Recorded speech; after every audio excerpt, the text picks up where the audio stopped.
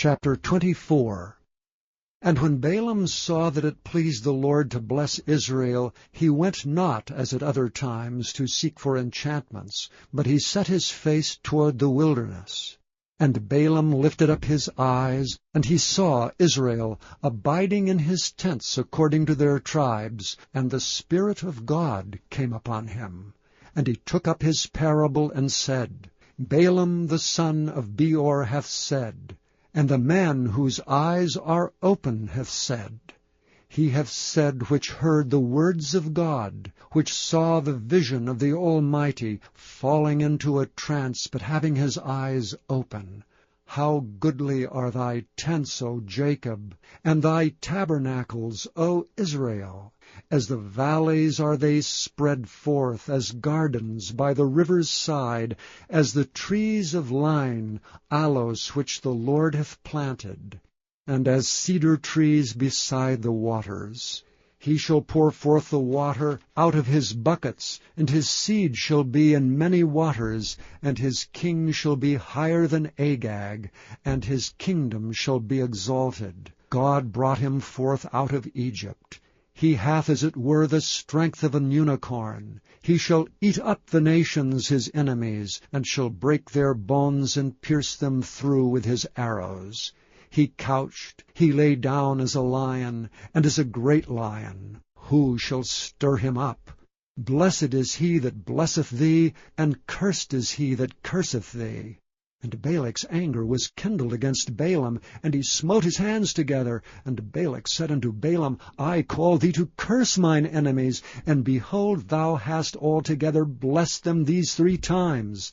Therefore now flee thou to thy place. I thought to promote thee unto great honor, but lo, the Lord hath kept thee back from honor. And Balaam said unto Balak, Spake I not also to thy messengers which thou sentest unto me, saying, If Balak would give me his house full of silver and gold, I cannot go beyond the commandment of the Lord to do either good or bad of mine own mind. But what the Lord saith, that will I speak.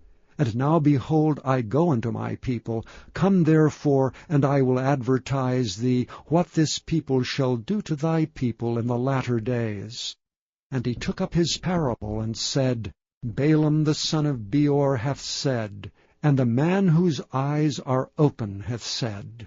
He hath said which heard the words of God, and knew the knowledge of the Most High, which saw the vision of the Almighty, falling into a trance, but having his eyes open. I shall see him, but not now. I shall behold him, but not nigh. There shall come a star out of Jacob, and a scepter shall rise out of Israel, and shall smite the corners of Moab, and destroy all the children of Sheth.